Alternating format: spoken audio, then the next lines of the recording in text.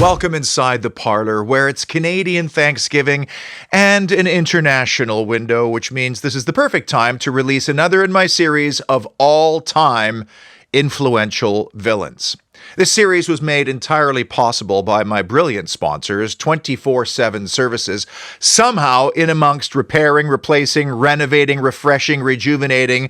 Paul Handsaker not just helped me land the location where we shot this, plus the production company, Studio 46 Productions from Birmingham, but he actually helped me get the guest. You see, Paul made some very wonderful friendships with his heroes growing up, many of whom played on the '82 European Cup winning team. So literally, he was able to pick up the phone and say, hey, what are you doing on Tuesday? I should also give a quick shout out to Gerry O'Halloran, who's been a big supporter of this series, but also he's been a champion of the Aston Villa alumni.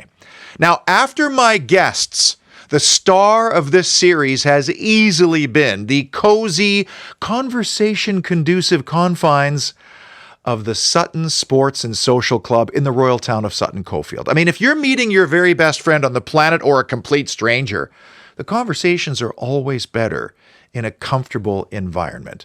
Fancy some pool, a pint, a private party?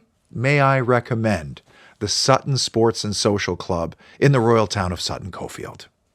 You may have noticed there has been a lot of Villa nostalgia of late, and a lot of that has come down to the tragic passing of one of the all-time greats, Gary Shaw. But also, it's a lot to do with this incredible Bayern Munich Champions League fixture recently. For those unlike me who weren't alive during the first one, I am thrilled that there has been this sudden wave, this resurgence of interest and profile for the team who conquered Europe in 1982 and for which the supporters still sing about today from the stands of Villa Park. Now, incredibly, only 56 different gentlemen hoisted the European Cup above their heads, now the Champions League winning trophy, of course, and one of those captains belongs to us.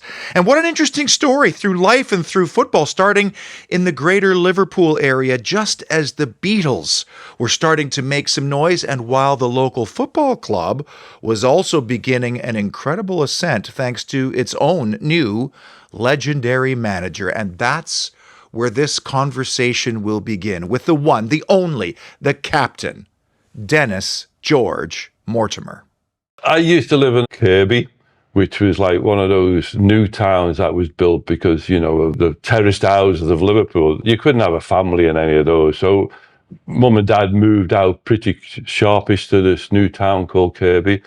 I grew up, sort of supporting Liverpool in a way.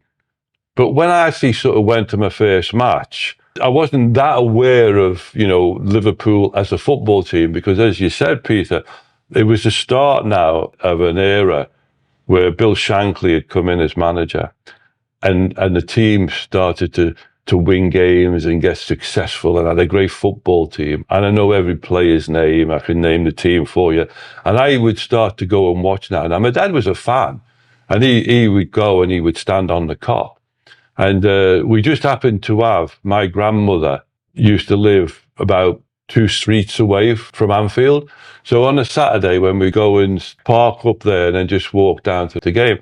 And in those days, my dad had to be in the Kop an hour before this game started because the gates were shut. There's none of this sort of fancy stuff now where you can turn up at 5 to 3 or whatever, 5 minutes before the game and get in and just go and sit in your seat. Shrimp cocktail. Yeah, and all this corporate. There's none of that in those days. And these guys now. And so I would have to go with him, and I would stand in the boys' pen, which was a separate area for young people. And that was at the side of the Kop. So the Kop was like to my right-hand side. So, and the swaying and the movement and all that, it was just phenomenal, really. And, there was some stupid kids who always wanted to climb over the fence and go in there, and you think to yourself, why are you going in there? But so I'd started watching, I was probably about 12, 13, going to the matches, and I was doing more and more and everything. I remember times when I used to go and have to queue up either at Anfield or Everton to get a derby ticket for my dad. To take a day off school, and sort of go and stand in a queue all day to get to get a ticket for those kind of games. But it was an exciting time because, as you said, Liverpool was starting to become this great team, and they did become this great team. And I remember some great games I saw at Anfield, and in the European Cup, Winners' Cup, when we got to the final and went to Hampden Park and played against a German team. I can't remember the name of them, but we went to Hampden Park, and what a team that was. It was. I mean, you see it today. I was just watching the television at the weekend. Portillo, who travels around England, and he was in Scotland, and he went to Hampden Park. And Hampden Park now is a showpiece, right? But when I went there to watch Liverpool play in the European Cup Winners' Cup final, it was a Thursday night it was as well, I couldn't believe it was just all terraces. And there was this one box. And if you look at Queen's Park, because it was Queen's Park, you see, yes. If you look at the ground and the old pitches, there's just one stand right in the middle of one side where the changing rooms are and obviously the boardroom. And there's nothing else around. All the rest of it is standing. That's why they could get, I think it was 150,000 they could get in it. But the terraces were just soil with a piece of wood in front to stop the soil sort of falling into the next one. And I was just so amazed how dilapidated it was. No Wembley, put it that. I mean, even Wembley when it was old, it was a place to go to. But that was my first experience of a European final. Was that telling me now that I wanted to be in a European final? And I would probably say that if you play football yourself, it's bound to rub off you in the end. That's probably what you want to do. That was me fulfilling a dream when at the age of 15, I got a call from Coventry City to go and join them as a young player. My first live sporting event changed my life. What do you remember from that first? I don't remember my first game. I honestly don't. I'll always remember that final. Going to Anfield, it was just watching those players and the excitement of it all, because, it was full all the time, and being by the Kop, you were right by where all the noise was coming from. And I remember one game in particular, Liverpool were playing Celtic in the semi-final of the European Cup Winners' Cup. It was 0-0 away, and it was back at Anfield, and they were a great side at the time. Celtic. So we've gone now 2-0 up. It was an evening game. The heat that was being generated by the Kop was causing a fog. It was a fog that was rising up and making it difficult to see the pitch. The atmosphere that night was just unbelievable, And the Celtic fans tried to get the game abandoned by throwing a load of beer bottles on the pitch, but we soon cleared them out of the way and was back to normal and all that. But what a great night. And then I remember playing Inter Milan in the European Cup. 3-1 we won, and it was a beautiful May night, and Liverpool had just won the FA Cup on the Saturday before. So Gordon Milne, and I think it was Jerry Byrne, both of them got injured in the game. They sort of carried the trophy round the ground, The crowd was like crazy again, but 3-1. And everyone's thinking now, well, we're going to the European Cup final. But it never happened because of a cheating Italian referee. You played on the street? Yes. What influenced you more as a player, playing on the street or when it got organized at Kirby School, for example? No. The great thing about the way I was brought up with football is that I played my structured football for the school and Kirby Boys, which obviously was the town team.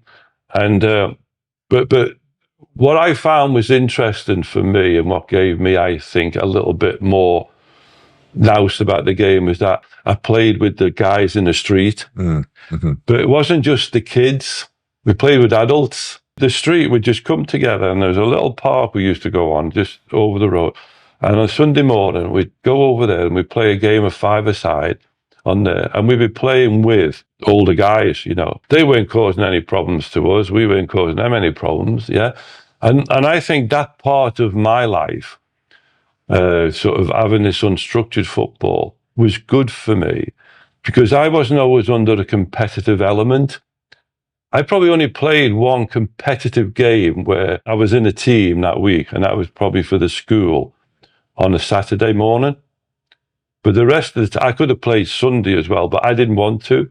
I just wanted to relax on that Sunday and play this unstructured football, which I feel now a lot of kids today should still do, because I think there's too much pressure on them from day one. Because you sign as a kid at 6 now, you are with that club, and you're not allowed to go and play with your mates. Yeah. I feel personally that's 100%. all wrong. You don't need that. Those kids need to have that unstructured playing with adults and anybody else that wants to play with them, you know. But it's all too restricted now. Yeah. It doesn't mean to say we're not bringing great players forward. My son is going to turn 15 this year, and you're 15 and training down to Coventry. Like, how much part of it was terror versus excitement? Because 15, Dennis. Well, most of it was excitement.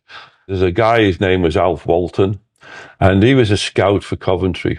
Yeah, because a lot of people say, well, why didn't you end up at Liverpool? There were so many players around who were good players that Liverpool couldn't take everybody. So the ones that they didn't take, yeah, you were just opening out as somebody else might come along. So I'd been approached by Coventry City, and I was looking forward now to the end of school term and going to Coventry for 6 weeks school holiday. Now, at the time, I hadn't been given an apprenticeship. I hadn't been told I had an apprenticeship. So I got picked up by this guy, Alf Walton, and he had another boy with him, Ivan Crossley. Yeah. And Ivan was from Bury, and he was a fullback. He was a tough tackling defender, right back.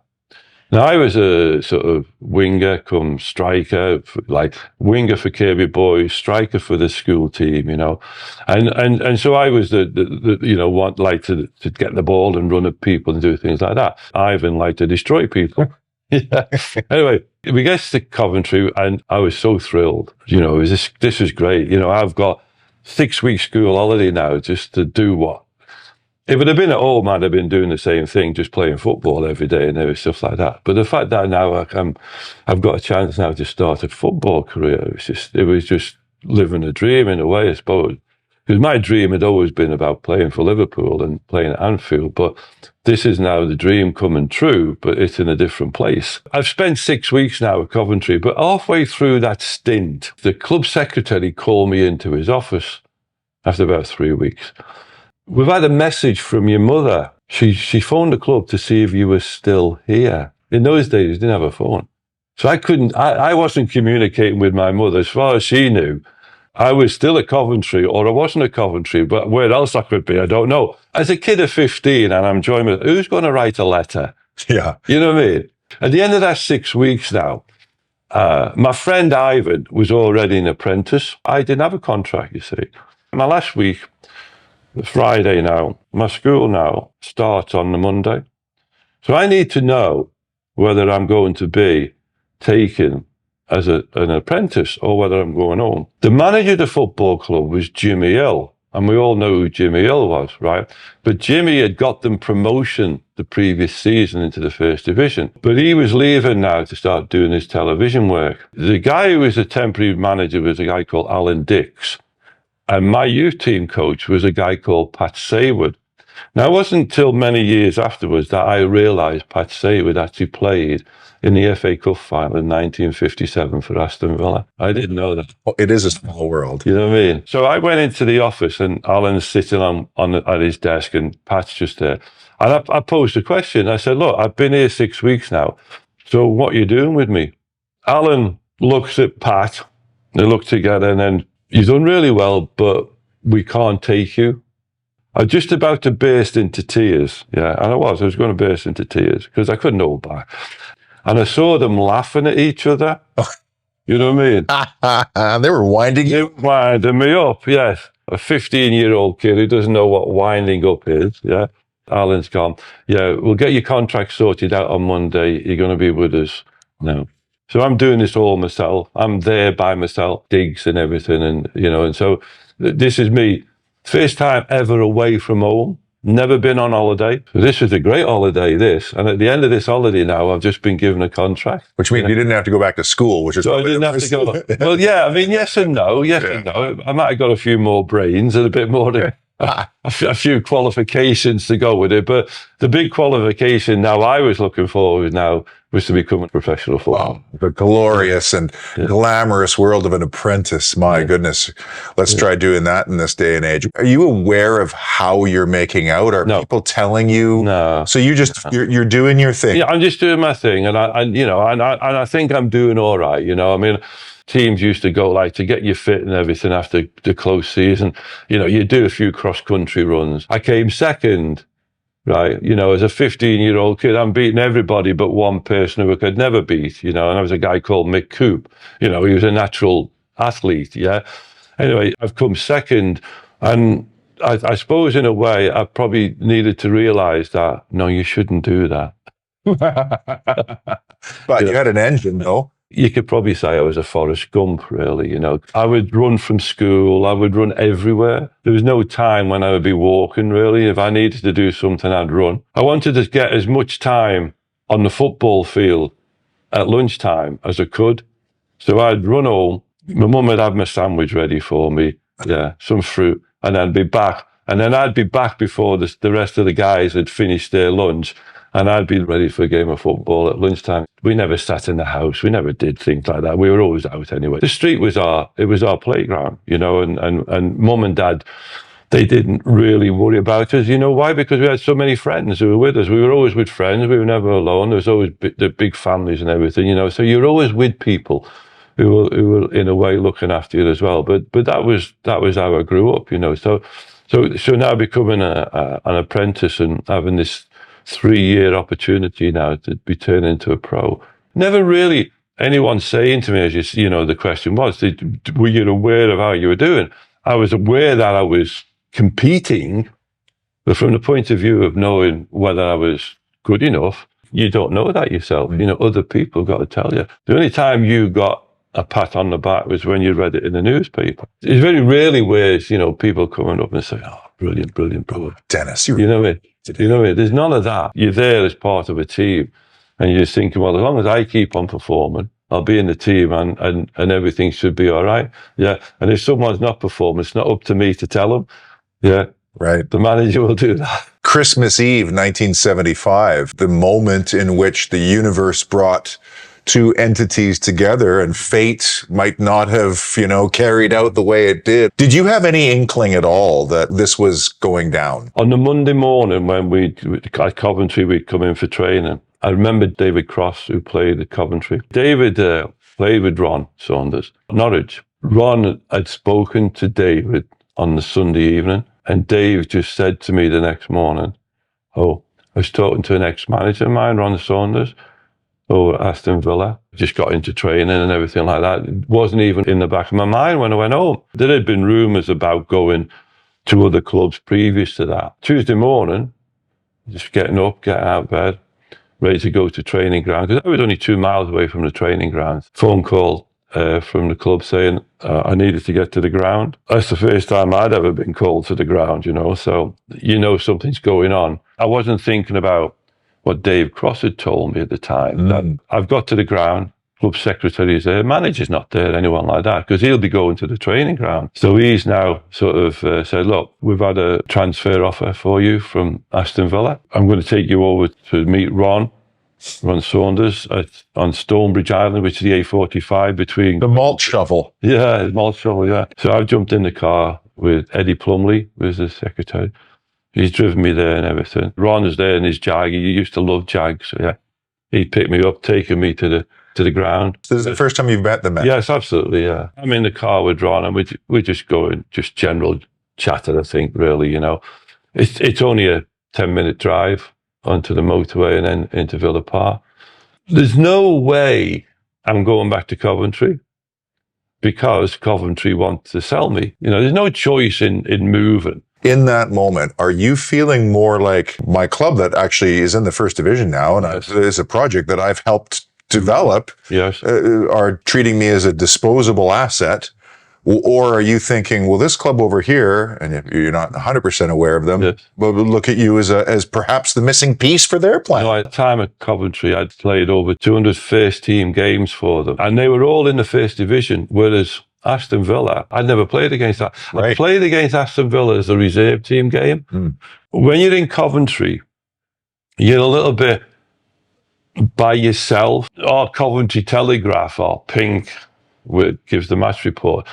I'm only reading about Coventry. I'm not reading about Aston Villa. I'm not reading about Birmingham. I'm not reading about West Brom. So I guess to the ground, you see this fantastic old ground. Because my first game now. 2 days later, which is incredible. Yes, I'm playing it. You haven't even digested your turkey. No, You're right. Boxing Day. Right. So now, Boxing Day, I've fretted about it a little bit because, I'm back in the window where everyone probably going to be looking at me and wondering what Aston Villa have bought. Whereas at Coventry, I was part of the furniture now. Right. People weren't looking at me, they were looking at other players. But me, I was just now doing my role that I'd been doing for quite a while. You go to a new team.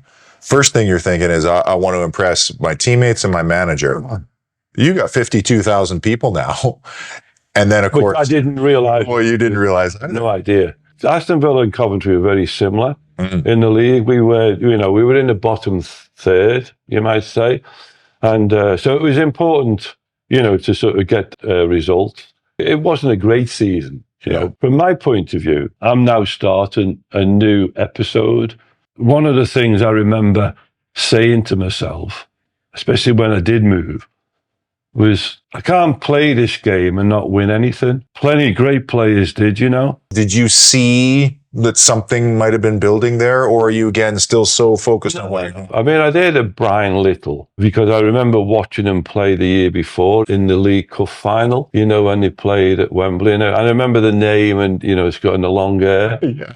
But anybody else, there was just no names were hitting me. The names that hit me were those that were playing in the first division. So when we played West Ham, I would know the names of those because I'd been playing against them for years. I think back and think, what has Ron said to me before I've gone out to play my first game? Well, probably very little, because he was a man of, I bought you for a reason. You're going to go out there and you're going to help me and my team become a better team. And that was Ron. He wasn't a talkative guy from the point of view of tactics and everything. Ron was the guy that built everything around his own motivational sort of confidence in his own ability to get us to perform as players. From my point of view, I can't remember ever someone saying to me, this would be your best position. It never happened, because I would play out wide at times, and then sometimes, depending on which player was injured, I might move inside, to play like where Ernie Machin played at midfield, or Ian Gibson, who were injured. But a lot of the time I'd be playing out wide, you see. And then I joined Aston Villa, and I'm trying to think now, where did I play?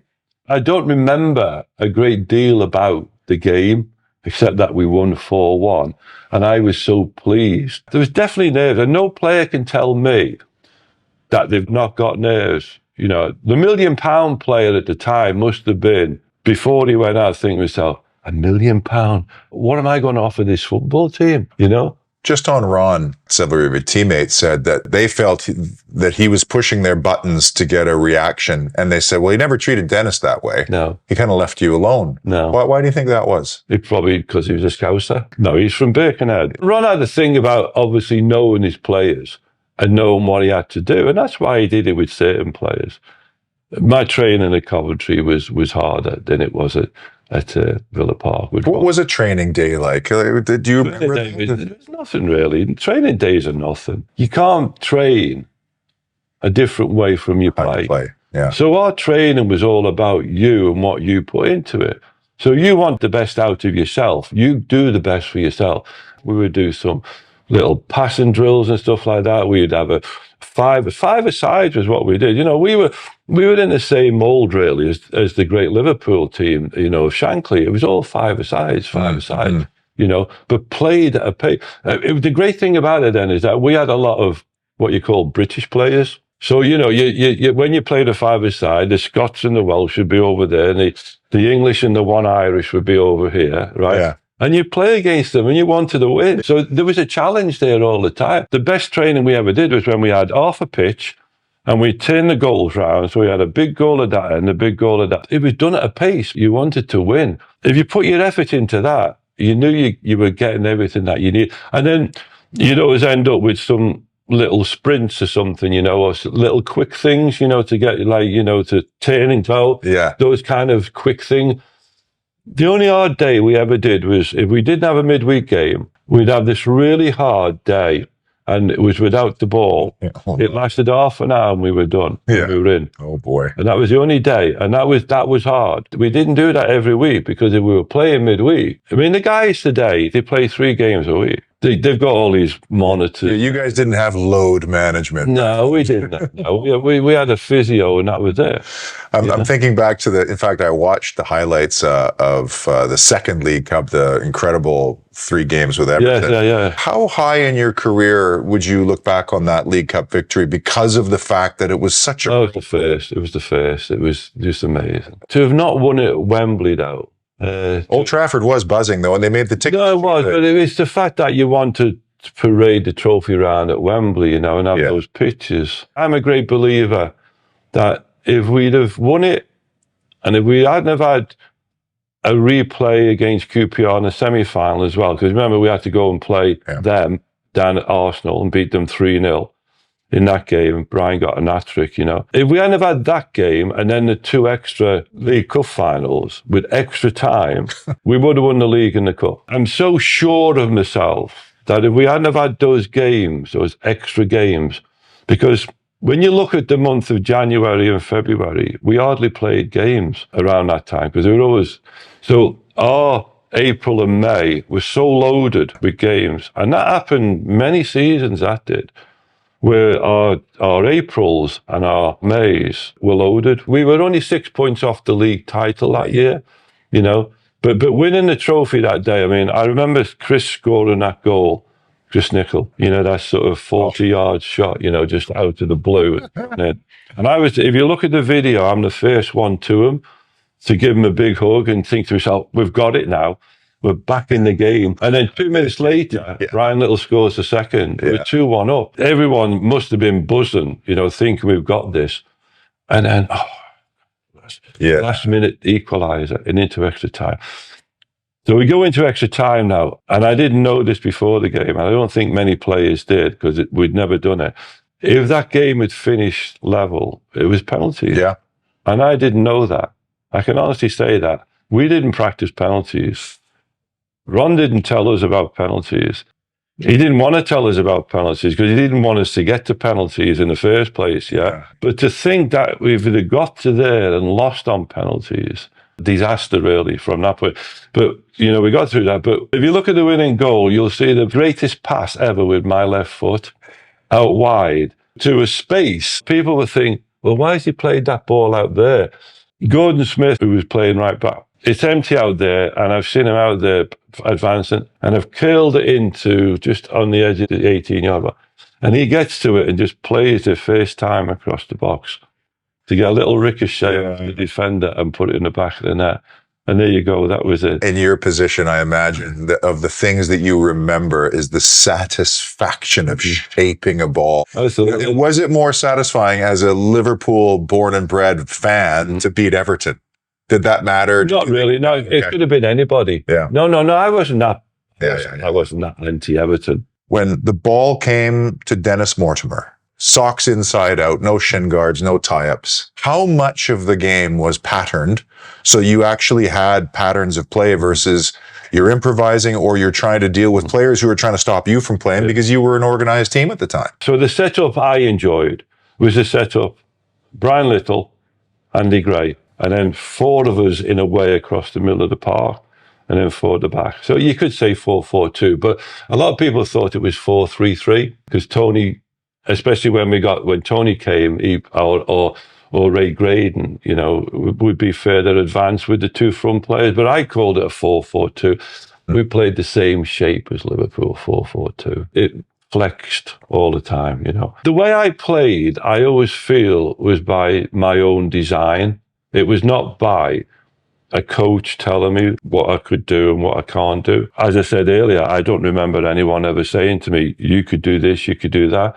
I just remember doing it And then afterwards, people say, that's how we can play. So we had Brian Little, we had Andy Gray, and we had a really good setup in midfield. Now, the following year after winning the League Cup, we bring in Ken McNaught, and we bring in Alex Cropley.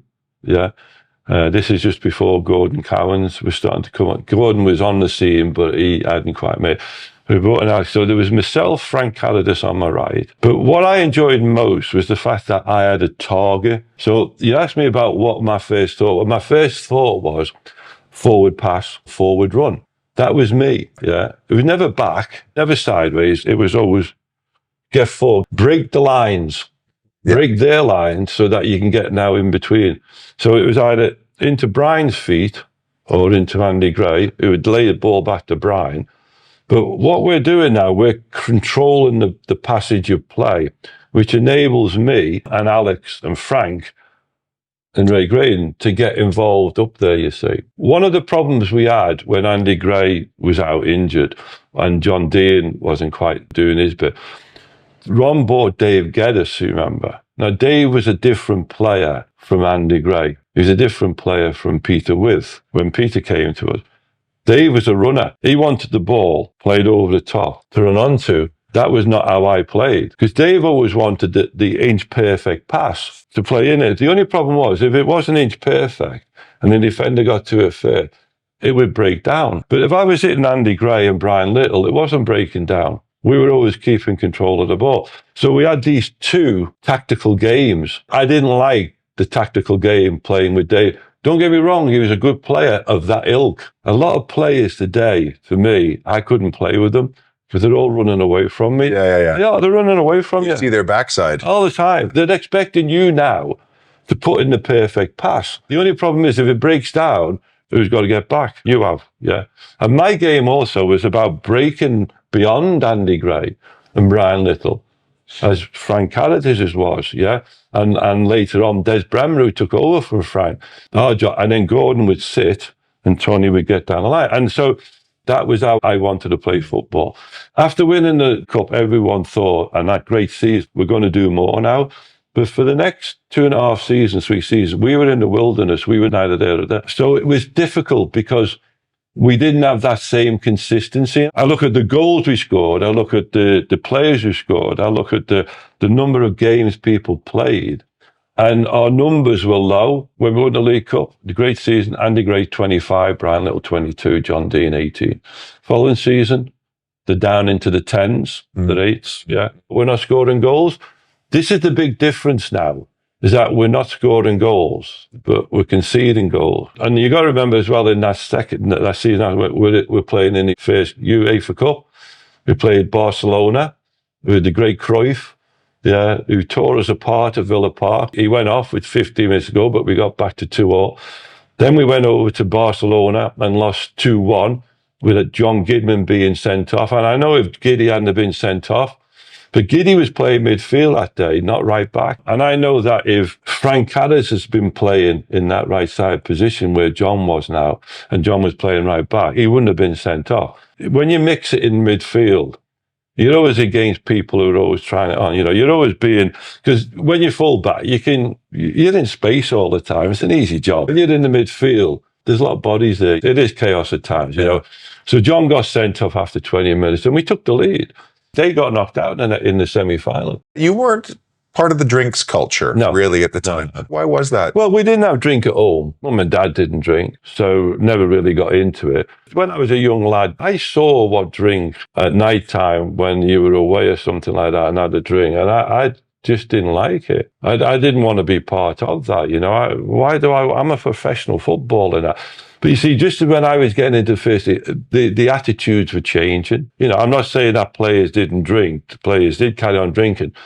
There was more now of an attitude of being fit and strong and healthy. I didn't like the taste of it for the start, and I wasn't going to drink it to try and find the taste was good. Because I always find sometimes when people had a drink, they just wanted to be daft. I'd rather wake up the next morning feeling okay and not thinking, so what did I do last night? This might sound like a daft question, but did you enjoy playing games? And I only ask this because I've talked to a lot of ex-pros that said it was a very stressful thing. I really loved playing football. I just loved playing it. Even when I finished, I just loved playing 11v11. So when I played for the Villa All-Stars, you know, when I finished playing, that was the thing I missed more than anything else. It wasn't a crowd. It was just playing 11v11, because that's what you did.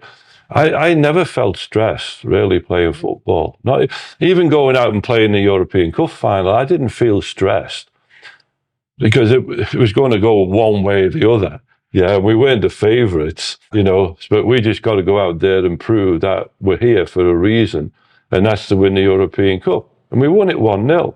And I don't care what people say about it. There's plenty of games where the team who won weren't the best team, but who cares? Yeah. But at 67 minutes, okay, Yeah. which is, you know, the goal Yes. comes 67 minutes. I would have been looking at the clock every 30 seconds. No, Well, the clock was banished. The clock was too much to look at, so I kept away from looking at it. We just need to keep playing the way we were playing. They played a clever game against us, and you know, I always look back at it now and realise, you know, when I watch it on a video, and they played very deep. They didn't allow our counter-attacking play to actually overcome them, because we were a counter-attacking team. We never got a chance to do that. The only time we got behind them was when Tony Morley got that ball, got down the line into the box, turned a guy inside out, crossed the ball, Peter Withers at the far post to score. That was the only time we got behind them in any shape or form. That's why they played a blinder from the point of view of stopping us from playing. But at the same time, you know, they were still able to play their game, because that's how they played anyway. But you think about the teams over the years when we were playing, you know, when we won the league, we didn't have an international player in our team, and yet everybody else did. You look at Liverpool and Ipswich. You look at the Ipswich team that season. Tyson. Yeah. Unbelievable. Nearly every player was an international. Liverpool, nearly all international. We didn't have one in our team, you know. And so, you know, from that point of view, we're not even got that international sort of experience. You know, this is the first time some of the guys have played in Europe. The European Cup of all games. It's not the UEFA Cup or the conference or whatever. Right. It's the biggest one ever, you know, and it's the first time in there. How many times you watched that game? Not many. Really? No, not many, no. Oh. You don't sit there and think, well, it's time to watch now the European Cup final again. If someone asked me to sort of sit down with them and watch it and analyse it, I could do that, you know. And would you remember what you were thinking in moments at that? No. From our point of view, we had the outcome we wanted. Thinking about the game itself, it's only the fact that you watch it afterwards that reminds you, or you're out with the players and they talk about things that went on, and you know, it just reminds. It's like that overhead kick by Rummenigge, which flew past Nigel's post and everything, you know, and he remembers things like that. But I always say about, you know, everyone thinks Nigel was the hero. He was a hero on a night with everybody else. I simplify and say, well, you know, he came onto the pitch, he was a goalkeeper. His job was to what? Stop the ball going about. Everybody else was having a job to try and create a goal, stop things happening. So we've all got a job to do. So he came on. If he wasn't a goalkeeper, he wouldn't have been there. So I sort of try to lessen the fact that, you know, he did a good job when he came on, but it was a job we expected from him. He made good saves. And the fact that it was him, if it had been Jimmy Rimmer, would Jimmy have made the same saves? Yeah. But would people have said, oh, Jimmy's been star of the show? Probably not. You know, because it's a fairy tale story for Nigel. You know, because he's hardly ever played a game for us. How long did that sense of accomplishment, satisfaction last? Forever. Every time you watch the European Cup, Champions League, the Cup, you see the Cup. And the fact that I've got one now, it doesn't have to remind me, because I'm reminded of it anyway, you know, because it's the greatest one-off.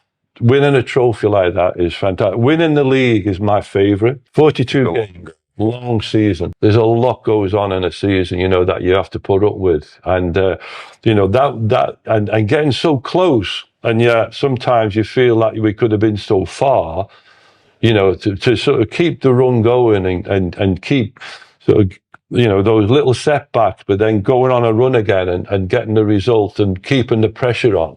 You know, losing against Ipswich at home 2-1 to the first goal was such a disappointment to let them get in there. Yeah. But when we played them away, we actually played them off the park. I always felt we were the better footballing team than Ipswich. They had Tyson and Muren who sort of did these, and they had Gates and Brazil. These all playing for international teams. We had just 11 honest players who went out there and enjoyed the game of football and enjoyed playing with one another and had a system that helped us to get there. But I remember playing, that game when we lost 1-0 at their place. And I just felt we played them off the park that day. But I knew we were going to win the league after the first game when we played Leeds. You had a good preseason in Germany We had Peter With. We were back to what I wanted, a striker and a player playing. And Gary Shaw had a season before now, so he's maturing, So having the two of them together, and Tony had come the season before, but had missed out because he got injured. So we hadn't really seen what Tony Morley was about. And then obviously, he was fit, and, there was 7 of us who played 42 games. It's just phenomenal, really. There's only the others, I think they played 38, 39, but they were close to having a full house, really, for everybody. But it was brilliant to be able to keep that consistency. And when I look at the midfield, when that midfield was together, we did really well. But when we lost someone, we sometimes didn't get the result consistently. Because I look at the following seasons, like after winning it. When we won the League Cup, my midfield grouping was never the same week in and week out. It was always changing all the time through injury. We had Tommy Craig come in. Gordon, Alex Cropley obviously was doing well, and then he broke his leg. Replacing him was difficult, because Tommy was a different type of player. We had people like Terry Bullivant come in, and people were changing all the time, and the midfield was changing all the time. There was never any consistency. But once you get a consistency to it, and that's that season, the back four, the middle field four, I called it a four. Des, me, Gordon, and Tony. We stayed up 42 games throughout that season. We knew each other's game. Both Des and I could get forward. We had the lungs, we had the legs and all that. And Gordon was sitting there and sort of pass the ball and make these great passes and all that, And you see some of the great passes he made to, that led to goals. I remember one at Sunderland when we played them away and we won 2-1. And the pass he makes to me when I scored the first goal was just phenomenal pass from a move that started on the halfway line.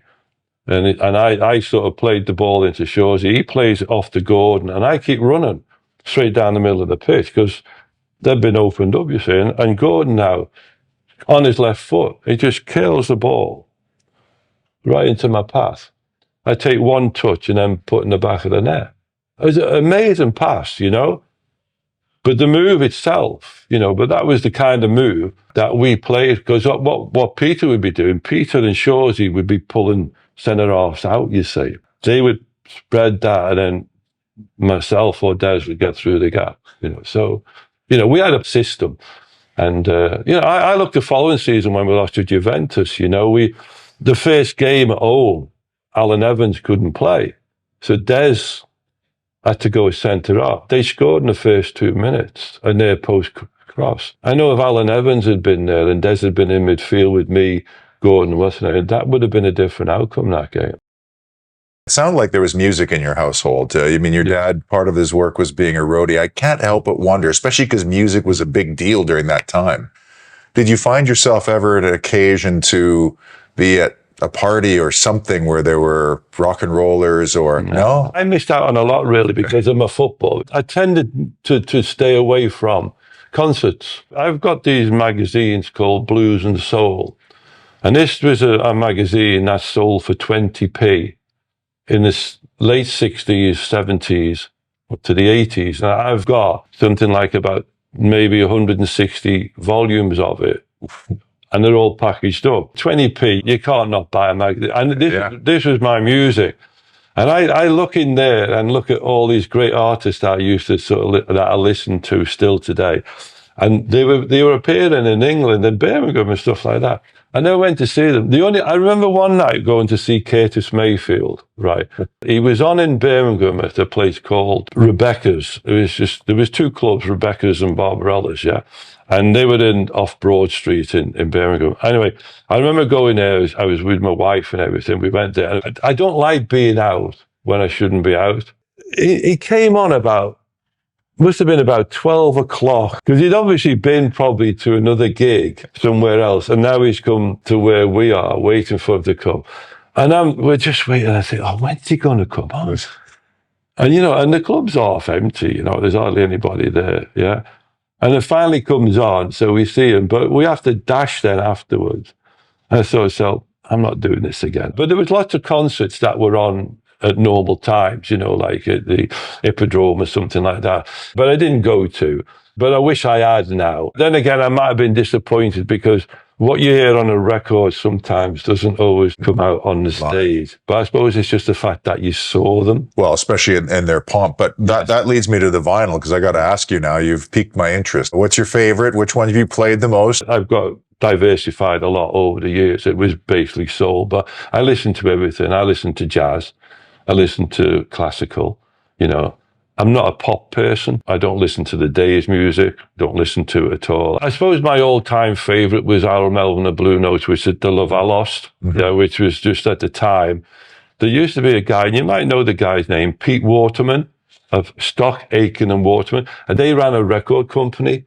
But Pete was a DJ in Coventry, and I got to know him by writing a column in the Coventry Telegraph. I'm only 18 and I'm writing a column. Well, I'm not writing it, someone's writing it, but I used to put my sort of record of the week on the bottom. And Pete must have read about this, and anyway, he sent me 2 LPs. It was the start of Columbia record becoming very big through Philadelphia International and Epic. And he sent me the Isley Brothers 3+3, and he sent me Harold Melvin and Blue Notes, Black and Blue. The Love I Lost. So I put it on when I play games on a midweek. I'd go in, train, 7:30 kickoff, and then you'd have all afternoon then to sort of either rest up and whatever. So I was in digs, and that was when I'd play my music. So because I couldn't sleep.